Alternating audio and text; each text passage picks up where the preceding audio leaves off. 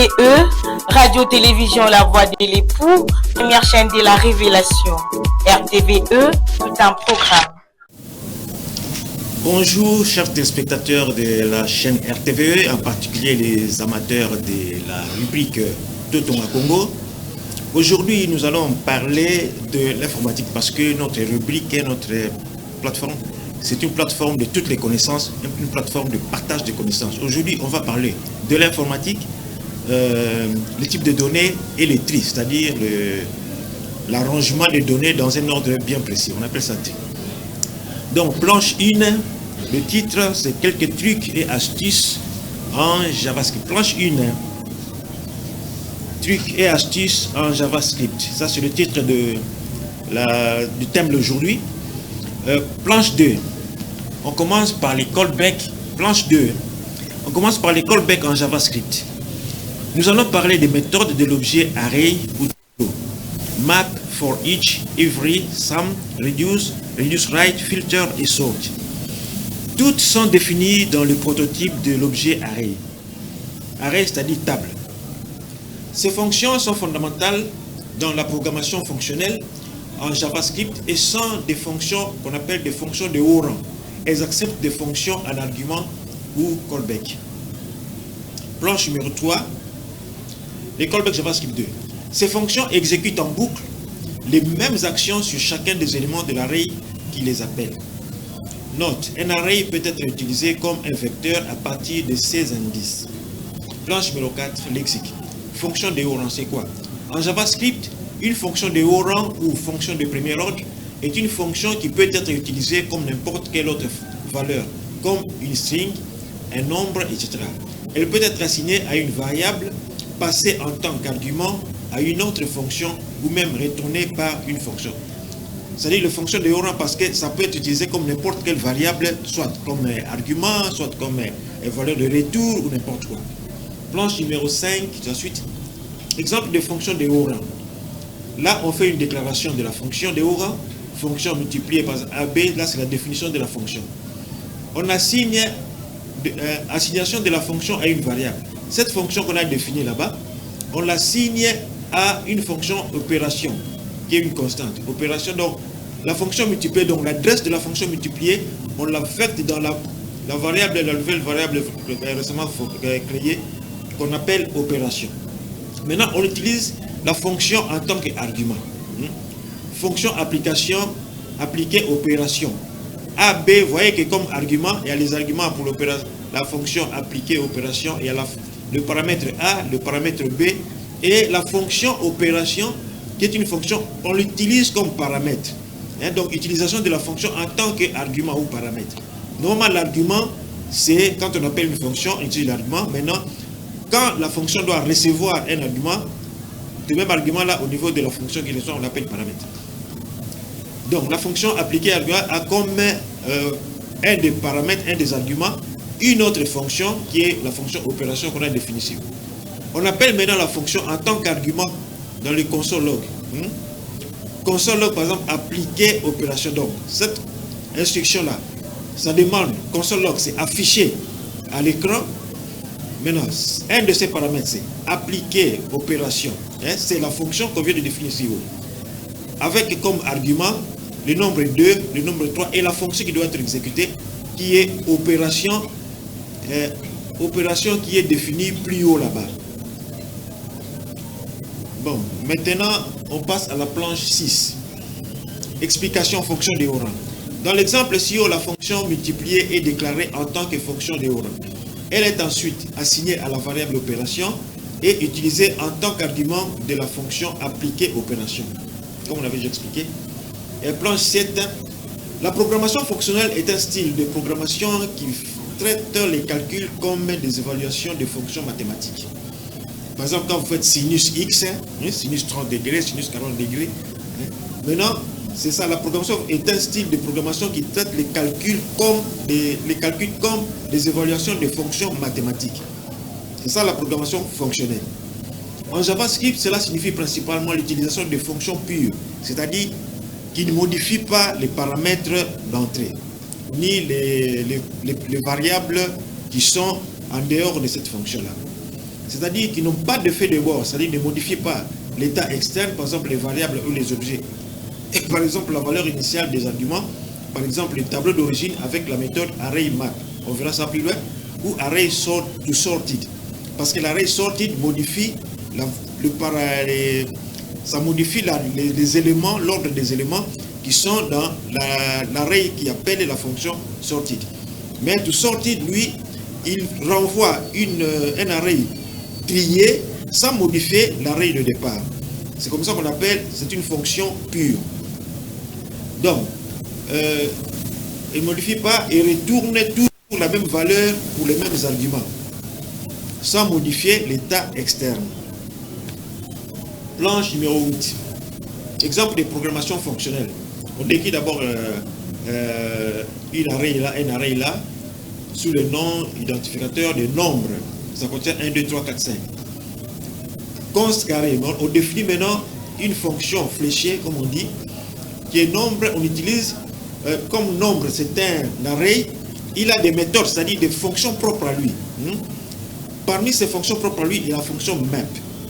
Donc, on fait const, on définit la fonction carré qui va recevoir les valeurs de retour de map égale nombre.map. Donc, la méthode de l'array nombre, on l'utilise, c'est une fonction, donc on le fait entourer de parenthèses pour énumérer les arguments. Un de ces arguments, il ne prend qu'un seul argument, NB. Maintenant, sur tous les éléments de 1, 2, 3, 4, 5 qui vont parcourir dans le paramètre NB, ils vont subir quelle fonction, quelle fonction, quel traitement. Avec les flèches là, on définit maintenant l'opération, les applications, les actions qui seront exécutées sur chaque élément de l'array nombre. Comme si c'était n'importe quel array, ici on va travailler sur l'array nombre. Donc, qu'est-ce qu'il va faire? Il va multiplier chaque élément qui est dans l'array nombre par lui-même, c'est-à-dire il va donner le carré de ce nombre-là. A fois A, c'est A au carré. Donc, on définit la constante carré de l'array nombre.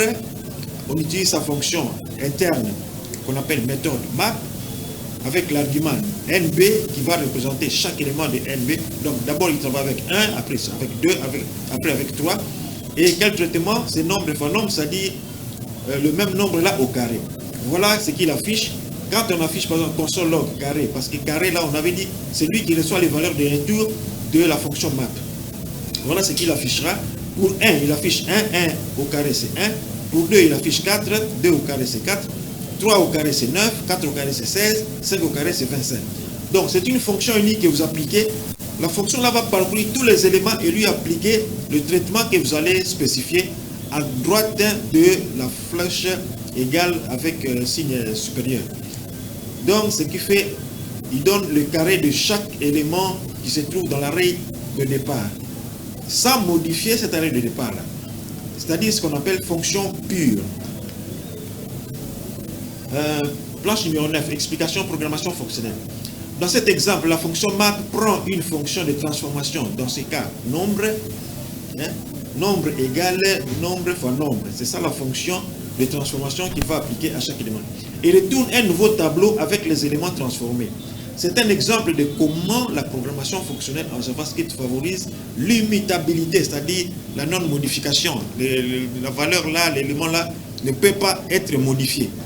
Donc, ça favorise l'immutabilité et les fonctions pures pour rendre le code plus prévisible et facile à comprendre. C'est-à-dire avec les mêmes données, ça donne toujours les mêmes résultats sans des improvisations. Planche numéro 10. Lexique callback, c'est la définition. En JavaScript, un callback est une fonction utilisée comme argument d'une autre fonction. La fonction callback est appelée après l'exécution de la fonction parente, généralement pour traiter les résultats de cette fonction parente. C'est ce qu'on a vu en haut là-bas avec la fonction map. Planche numéro 11. Exemple 1. Callback. La fonction affichée info de l'usager avec paramètre user. Entre curly brackets là, c'est le corps de la fonction. Là, à l'intérieur, on appelle l'objet non avec la valeur qu'il comporte âge avec la valeur qu'il comporte, pays avec la valeur qu'il comporte. Maintenant, on définit une deuxième fonction. Fonction info usager, nom et callback, c'est-à-dire la fonction qui va appeler. Console log, fetching, user, ça c'est console log, fetching, user, info. C'est la valeur qui va afficher comme telle, en littéral. Et la fonction qui va exécuter, c'est cette timer, c'est-à-dire que il va rester pendant un temps sans rien faire et après le temps spécifié. Par exemple, là, en dessous, nous voyons là 2000. C'est-à-dire, après 2000 millisecondes, donc 2 secondes, il va maintenant afficher, il va exécuter la fonction const user égale, donc la définition nom, âge 30, pays. Non, il va prendre le nom, il donne la valeur de l'argument qu'on a à la définition de la fonction info user. Le bloc de milieu là, vous voyez entre parenthèses, il y a nom, c'est-à-dire le paramètre qu'il reçoit. Maintenant, le nom, c'est le nom de la variable. Il met maintenant ce nom-là comme valeur de l'élément de l'objet nom, de l'objet user. Un de ces éléments, c'est nom. Il prend le nom, la valeur qui est dans le nom là en haut, il met comme valeur de la variable. Donc, comme deuxième élément de l'objet user, c'est l'âge. Mais l'âge, nous le définissons directement. Il est invariable. Il ne peut pas changer. Le pays, nous définissons par exemple RDC. Là aussi, il est invariable. Et puis après, on appelle callback usager. Callback usager, c'est usager, c'est la variable qu'on a définie là. On appelle la fonction callback avec la variable qu'on vient de définir là-haut, l'objet nom avec les valeurs qu'on a spécifiées là-bas. Le nom, c'est le nom qu'il a reçu à partir de la fonction qu'il a appelée. Et puis âge 30, c'est nous qui définissons sur place là. Donc, après 2 secondes, de 2000 millisecondes, de 2 secondes. La troisième fonction définie, info user, là, on appelle maintenant la fonction info user qui est définie juste en haut là-bas.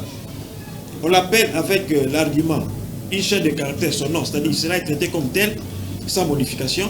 Et puis après, le callback, on appelle comme callback, c'est afficher info user, la fonction qu'on a définie en haut là-bas.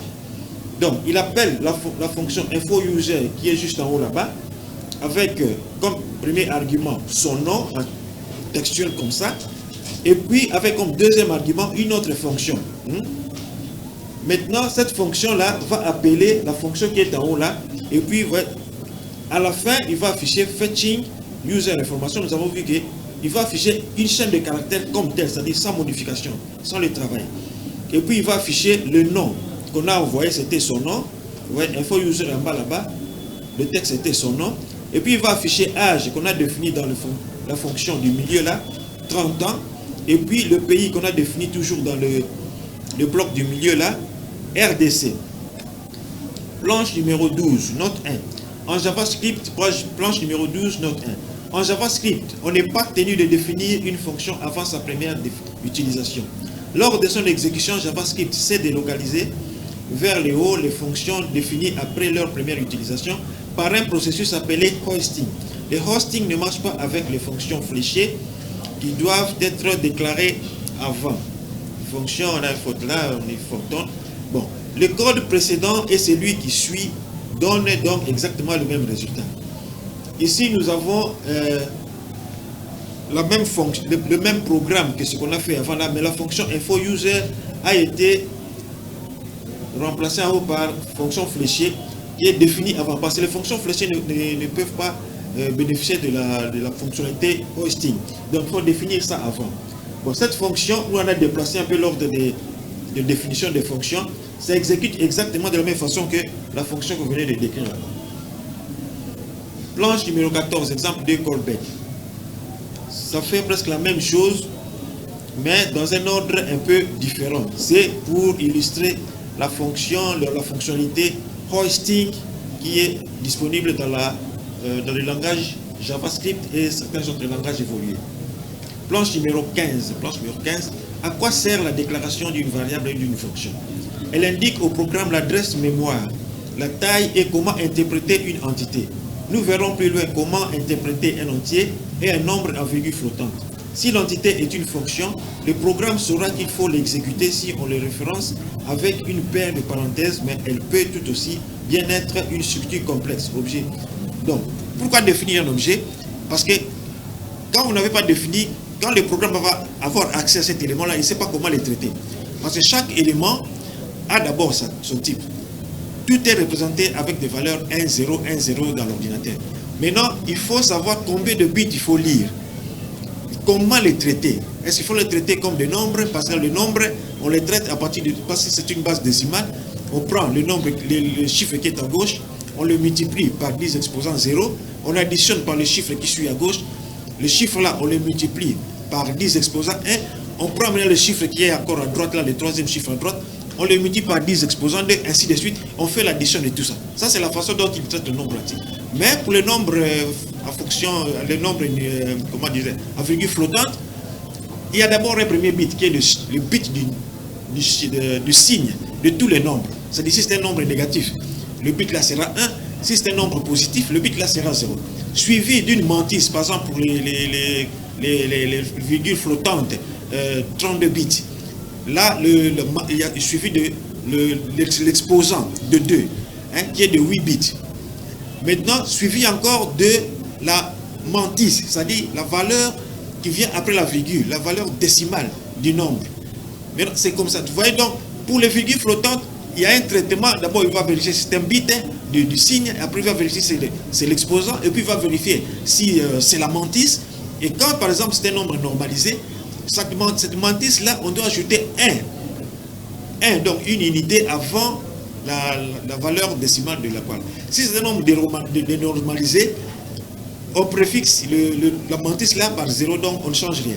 Donc, c'est comme ça que, et si c'est une fonction, c'est un code à exécuter, mais tous représentés de la même façon avec une séquence de 0, 1. Donc, c'est pour cela qu'il faut spécifier au programme comment il va traiter une variable quand il a accès à cette variable. Si c'est un nombre, il fait ce qu'on a dit là, il met des multiplications 10 exposant 1, 10 exposant 0, tout ça. Si c'est un nombre flottant, il analyse d'abord la structure, d'abord les chiffres, le bit du signe, et puis l'exposant, et puis la mantisse. Et puis il va vérifier si c'est un nombre normalisé ou dénormalisé. Si c'est un nombre dénormalisé, il ajoute 1 automatiquement devant la mantisse, qui est la partie fractionnaire, donc la partie entière devient 1. Et si c'est un nombre dénormalisé, la partie entière reste 0.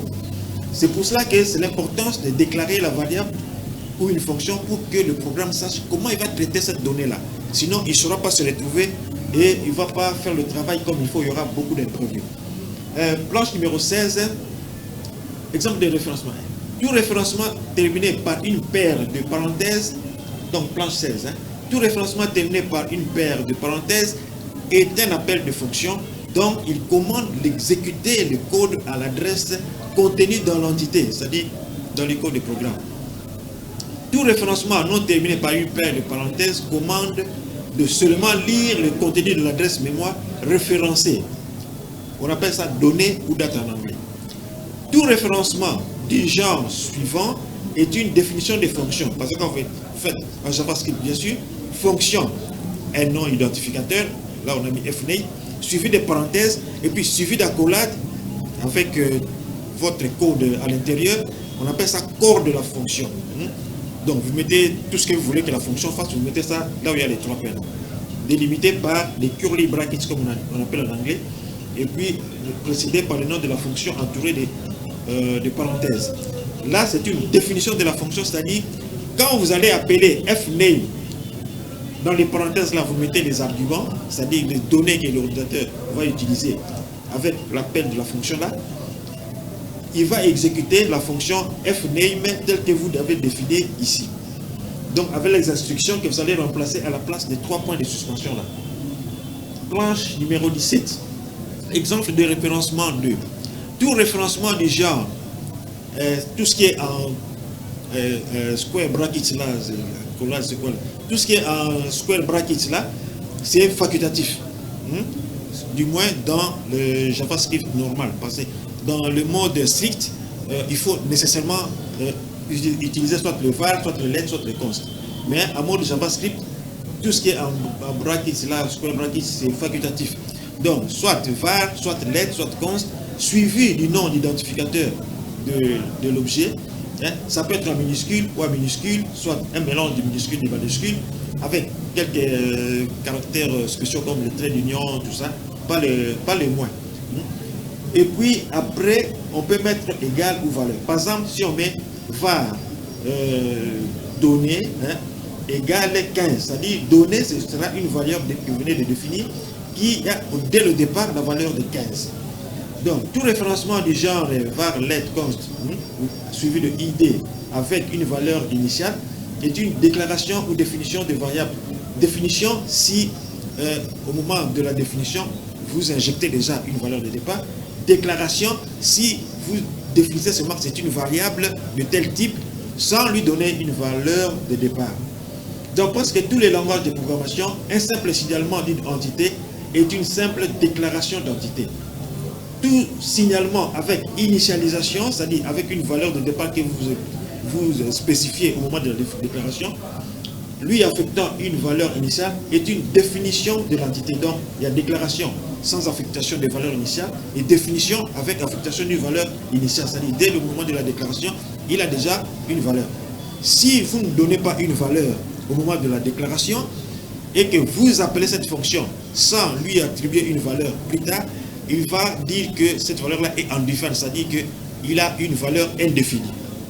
Donc c'est pour cela qu'après avoir défini une fonction, il faut toujours après, soit au moment de la définition, soit après, il faut toujours lui donner une certaine valeur. Une valeur, c'est-à-dire une grandeur, une valeur. Pas la valeur qu'on donne à quelqu'un, mais une valeur numérique ou chaîne de caractères ou un objet ou quelque chose comme ça. Bon, planche numéro 18. Maintenant, on parle de tri. Le verbe trier a plusieurs significations, tournant tout autour de l'idée d'organiser en séparant et classant des éléments selon un critère spécifique ou défini. En général, trier signifie organiser un ensemble d'éléments, objets, informations, personnes, etc., en les répartissant en catégories ou en les ordonnant selon un certain ordre ou une certaine caractéristique. Planche numéro 19. Planche numéro 19,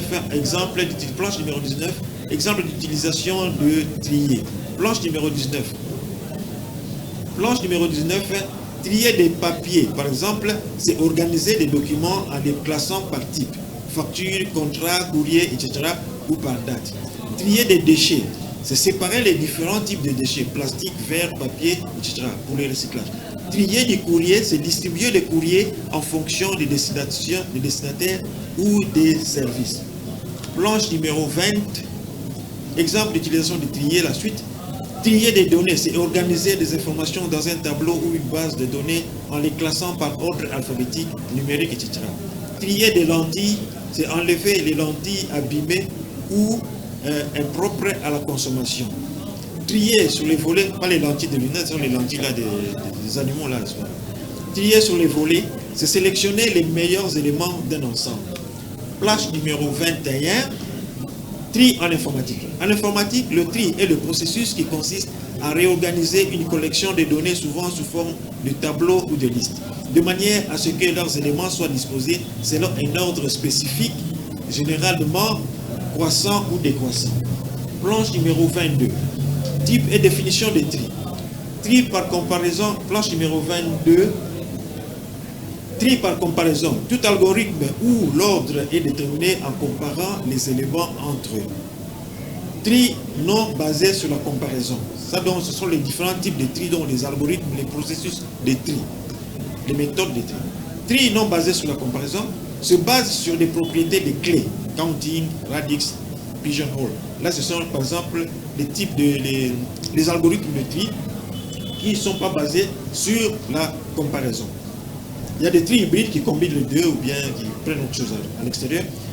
Les tri hybrides combinent plusieurs techniques. Par exemple, le team sort, on verra tout ça plus loin, qui combine de l'algorithme de tri qu'on appelle insertion et l'algorithme de tri qu'on appelle fusion. Planche numéro 23. Les algorithmes fondamentaux de tri. A1. Le tri par comparaison. En anglais, comparison based sorting algorithm. Bon, parmi les tri par comparaison, il y a l'algorithme qu'on appelle cycle sort, il y a l'algorithme qu'on appelle three-way merge sort, il y a l'algorithme qu'on appelle tree-a-build ou bubble sort en anglais, il y a l'algorithme qu'on appelle tri de peigne ou comme saute, variation de Boubel. Donc, variation, c'est une variante du tri numéro 3. Le cocktail saute, la variation de Boubel aussi. Tri par sélection, sélection saute. Tri par insertion, insertion saute. Tri de chaîne, ou bien chaîne saute. Amélioration du tri par insertion. Tout ça, ce sont des algorithmes de tri, c'est-à-dire la méthodologie qu'on utilise pour faire le tri. La suite de ça, tri par comparaison suite. Le 9e tri, tri des gnomes ou gnome saute. Il est similaire au tri par insertion, mais utilise une approche différente. Tri numéro 10. Tri rapide, quick sort, c'est ça le plus utilisé et le plus rapide avec les petits ordinateurs, bien les travaux courants. Le tri par fusion, le merge sort. Le tri par tas, le heap sort. Le odd even bricks, le even, odd even ou bien brick sort. Le tri sort, on appelle ça tri par arborisation, c'est-à-dire que les éléments arborisés, comme vous avez l'élément principal, par exemple l'arbre généalogique, c'est une arborisation. Alors, pour trier ça, on utilise ce qu'on appelle tri sort, le tri pour les arborisations. Les tag sort, parmi les tri basés sur la comparaison, il y a encore le tri de pancake, le tri de pancake ou pancake sort, tri une pile d'éléments en retournant des segments de la pile. Donc, planche numéro 25. Planche numéro 25. Parmi les comparaisons based algorithmes, il y a le tri de pancake sort, qui est un tri qui trie une pile d'éléments en retournant des segments de la pile. Algorithme numéro 17, tri de stooge sort, algorithme récursif, là il fait la récursion, c'est-à-dire une fonction qui s'appelle elle-même. On appelle ça récursion. Algorithme récursif qui divise la liste en deux parties qui se chevauchent. Il trie récursivement ces parties, puis les combine. Il divise les éléments là en deux parties, il trie la première partie, il trie la deuxième partie, et puis les refusionne, et puis il continue comme ça jusqu'à ce que tous les éléments seront triés. Il y a encore parmi les comparison based algorithmes, ça les tri basés sur comparaison, il y a les strand sort et puis le Pythonic sort. Maintenant, il y a le tri non basé sur la comparaison, c'est-à-dire qu'il fonctionne avec d'autres algorithmes, mais pas la comparaison. Il y a le pigeonhole sort, planche numéro 26. Pigeonhole sort, le tri par base, radix sort, tri par saut, booking sort, le tri par comptage, counting sort. Planche numéro 27. D'autres algorithmes fondamentaux de tri, le tri hybride, comme on l'a dit, il mélange plusieurs algorithmes. Hybrid sorting algorithms. Il y a par exemple ce qu'on appelle intro sort. Intro sort, le sort là, le dernier sort là, c'est le tri. Intro sort tri, un algorithme hybride utilisé par C++ STR. Il y a comme algorithme de tri hybride, il y a encore le trim sort, qui est un algorithme hybride qui combine l'algorithme merge et l'algorithme insertion, utilisé par Python et Java. Le Python, c'est un langage beaucoup utilisé dans la programmation informatique dans le programme BEC. On appelle ça back-end, c'est-à-dire dans les serveurs, pas au niveau de la machine de l'utilisateur. Le JavaScript, c'est une machine, c'est un langage qui peut être utilisé dans le back-end, mais plus souvent dans la machine de l'utilisateur, c'est dans le front-end. C'est-à-dire, quand par exemple vous envoyez un message Facebook, là c'est Facebook travaille en back-end. Maintenant, quand il vous répond, alors la réponse qu'il vous envoie, ça peut être un code qui sera exécuté dans votre machine avant d'être affiché. Là c'est le front-end parce qu'il est devant vous. Donc, planche numéro 28. La suite des algorithmes fondamentaux. Non classified sorting algorithm. Il y a par exemple les Bogorst permutation sort. C'est un algorithme de tri qui fonctionne par des permutations. Planche numéro 29. Autre algorithme de tri. En plus de ces algorithmes fondamentaux, planche numéro 29, en plus de ces algorithmes fondamentaux, il existe d'innombrables variations, optimisations et algorithmes spécialisés conçus pour des architectures parallèles de données distribuées ou des contraintes spécifiques de mémoire. Par exemple, des algorithmes de tri pour GPU. GPU, c'est Graphical Processing Unit, c'est-à-dire les cartes graphiques, les processeurs graphiques. Utilisés donc dans les GPU des tris externes pour des données trop volumineuses. Parce que quand la mémoire est trop insuffisante, les données sont trop volumineuses, il faut que le tri se fasse sur le disque, sur un support externe. Alors à ce moment-là, on peut utiliser des algorithmes spécifiques pour des données volumineuses qui doivent être triées en dehors de la mémoire de l'ordinateur, par exemple sur le disque, sur un support externe. Donc, pour trier des données trop volumineuses pour la mémoire ou des tris spécifiques aux chaînes de caractères. On verra plus tard les tris où on peut utiliser des exigences locales. Par exemple, si le « et » accent et avec accent doit venir avant le « et » sans accent, ou bien si le « et » avec accent doit venir après. Donc, il y a des tris spécifiques pour ça, d'autres algorithmes spécifiques pour ça, qui ne sont pas nécessairement en rapport avec ce qu'on a défini avant. Donc, il y a des algorithmes spéciaux pour des cas spéciaux aussi. Planche numéro 30, lexique harmonique. Un algorithme est une série d'instructions, on avait parlé d'algorithme tout à l'heure, c'est une série d'instructions ou de règles définies d'une manière logique et ordonnée pour résoudre un problème ou accomplir une tâche spécifique. En informatique, les algorithmes sont utilisés pour traiter les données et exécuter des opérations de manière efficace. Planche numéro 31, tri des nombres. Là maintenant, on a exemple d'un tri qui sera fait par l'ordinateur. Planche numéro 31, tri de nombres, planche numéro 31, script, le script sera utilisé, exécuté dans le navigateur Chrome et dans le navigateur Firefox. On définit un array. Const, c'est pour définir une valeur constante, c'est-à-dire qu'il ne va pas changer, à laquelle on ne peut pas réaffecter une deuxième fois. Normalement, une variable, quand vous la définissez, vous lui donnez une valeur, vous pouvez modifier cette valeur-là une deuxième fois, une troisième fois, ainsi de suite. C'est une variable. Mais ici, c'est une constante, c'est-à-dire que dès que vous l'avez affecté une valeur, cette valeur-là reste jusqu'à la fin de l'exécution du programme. Donc, on a défini une array qui est constante, ne va pas lui réaffecter une autre valeur, avec une valeur de départ. New array là, c'est une instruction pour désigner que nous créons un enfant de array à partir de l'objet array. Donc, cet array là, nous définissons les éléments qu'il contient.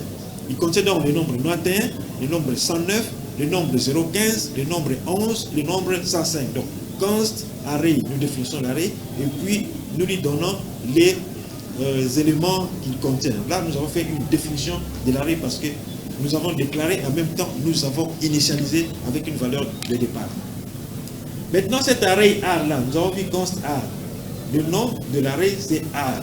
On appelle ça non identificateur. Nous prenons ces R là. Les objets en JavaScript, disons en programmation objet, les objets ont des propriétés, c'est-à-dire des variables propres qui sont à l'intérieur, qui ne sont reconnues que par cet objet-là.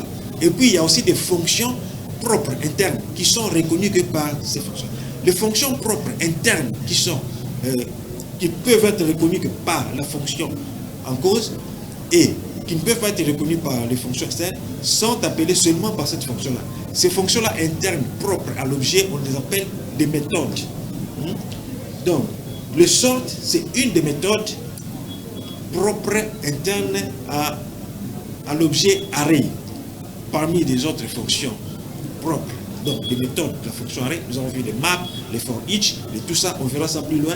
Ici, nous allons travailler avec la fonction sort, c'est-à-dire fonction de tri. Sort, c'est trier. Donc, on appelle la fonction array sort.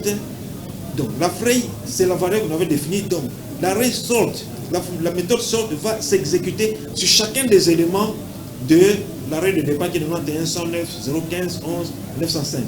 On va vous expliquer la signification de chaque élément qui est à l'intérieur. On appelle, après le sort, on appelle console.log A. Donc, console.log, on avait dit, c'est pour afficher l'objet qu'on lui donne. Par exemple, ici, il doit afficher à l'écran le contenu de l'array A. Console.log, affiché à l'écran.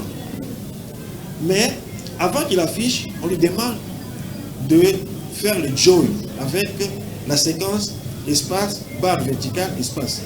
Donc, il va afficher les éléments de join et séparer les éléments de join avec une barre verticale. C'est ce qu'il fait là-bas. Si vous ne faites pas les join, il va les séparer les éléments avec des virgules. Alors, pour mieux les séparer, pour que la séparation soit bien visible, on préfère utiliser la barre verticale, mais il faut lui préciser qu'il faut séparer avec des barres verticales. Par défaut, il utilise les virgules. Donc, vous voyez comment il a affecté et comment il a trié. Il commence par 109, je dis bien, il donne un ordre. Hein? Il trie les objets par ordre. Ici, il commence par 109, il devait faire un ordre croissant, c'est-à-dire du plus petit au plus grand. Et lui, il commence par 109, et puis il affiche. Et puis, il trie les 13, le 91. Bon, là, il faut être... ce tri est parfait, normal, tout à fait logique. Le JavaScript, surtout la méthode sort, il utilise tous les éléments comme des chaînes de caractères. C'est-à-dire, ici, il a fait un tri littéral, pas un tri numérique. On va vous expliquer la différence entre chaîne de caractères et nombre. On va vous expliquer ça plus tard. Donc, si vous prenez les nombres là, les éléments là, il ne faut pas les prendre comme des nombres. Il faut les prendre comme on a dit, des chaînes de caractères. C'est-à-dire 109, ce n'est pas 109. C'est la chaîne 109. 1 et 1, ils ont le même niveau. Donc, là, il ne fait pas encore rien. Mais 0 est plus petit que 1. Littéralement. Parce que ici, c'est un tri littéral. Sort, il fait un tri littéral. Pas un tri numérique. 0 vient avant 1. Donc, il vient avant le 11. 109 vient avant 11 parce que son 10 là est plus petit que 11. 13, c'est logique, c'est évident. 905, c'est évident que ça vient après 13. Mais 905 est plus grand que 91. Mais comment il est venu avant? C'est le même raisonnement. 9 et 9, c'est le même niveau. 0 est plus petit que 9 en littéral. Donc il vient avant le 91. Ça, c'est le tri littéral. C'est tout à fait normal. Il n'y a pas de bug là-bas, comme on dit. Il n'y a pas d'erreur. C'est tout à fait logique parce que c'est un tri littéral. On verra plus loin comment il va faire le tri numérique avec les mêmes nombres. 109, 11, 13, 905, 91. Comment comprendre ce tri? Array sort. Array sort considère toutes les données, nombres soit telles, comme des chaînes de caractères dont la chaîne 109 est la succession de 3 codes ASCII alphanumériques. Donc, caractère en 8 bits, un octet individuel. Donc, chaque lettre, chaque caractère de ce nombre est considéré comme caractère individuel, ne faisant pas partie d'un nombre global. Donc, ici, c'est 3 caractères successifs et pas un nombre 109. Parce que le nombre 109, c'est contenu dans un seul byte. Mais ici, c'est 3 bytes. Donc, les 3 caractères individuels sont le 1, qui a l'ASCII 31 hexadécimal, ou 49 décimal, ou 1109. Les ASCII sont les codes qu'on utilise, que l'ordinateur utilise pour représenter tous les caractères. Chaque caractère a son ASCII. Par exemple, le nombre 1 a son ASCII 49 décimal ou représenté en binaire parce que dans l'ordinateur, toutes les données sont représentées en nombre binaire. Le nombre 1 est représenté dans l'ordinateur par 1, 1, 0, 0, 0, 1 en binaire. Bon. Ce nombre 109 est suivi du chiffre 0, dont l'ASCII est 32. Hexadécimal ou 50 décimal ou 11, 1, 1, 0, 0, 1, 0. Et suivi encore de chiffre 9, dont l'ASCII est 39 ou 57 décimal ou 1, 1, 1, 0, 0, 1 en représentation binaire, c'est-à-dire une succession de 1, 9, 1 et 0. Si vous prenez par exemple la base décimale, c'est un ensemble qui contient 10 chiffres, c'est comme ça qu'on l'appelle décimale. Il commence par 1, 2, 3, 4, 5, 7, 8, 9, et puis le 0. Donc, il se termine par 9, c'est la base décimale, il se termine par 9, mais il a 10 chiffres à l'intérieur, 0 à 9. Si vous prenez la base octale, il commence par 0 jusqu'à 7. Le 8, on est représenté par 1, 0. Donc, une base qui contient le nombre comme nombre de chiffres, le numéro, le nom de sa base. Une base hexadécimale, par exemple, il contient 16 caractères pour représenter chaque entité individuellement. Par exemple, ça commence par 0 jusqu'à 9. Et maintenant, pour représenter 10, parce que lui, il va jusqu'à 16, jusqu'à 15. Pour représenter 10, il y a un caractère décimal pour représenter en une seule lettre le nombre 10. Alors, qu'est-ce qu'on a fait? On a prêté dans l'alphabet les caractères alphabétiques. A pour représenter le 10, B pour représenter le 11, C pour représenter le 12, et jusqu'à F pour représenter le 15. C'est ça qu'on appelle base hexadécimale. Donc, le chiffre 9 a son ASCII 39 hexadécimales, ça dit 3 hexadécimales suivi de 9 hexadécimales, ou 57 décimales, ou 1111001 en binaire. Et la base binaire, c'est la base où il n'y a que deux chiffres. Binaire, c'est-à-dire un choix qui est entre deux éléments, les 0 et le 1. C'est comme ça que les éléments sont représentés dans l'ordinateur.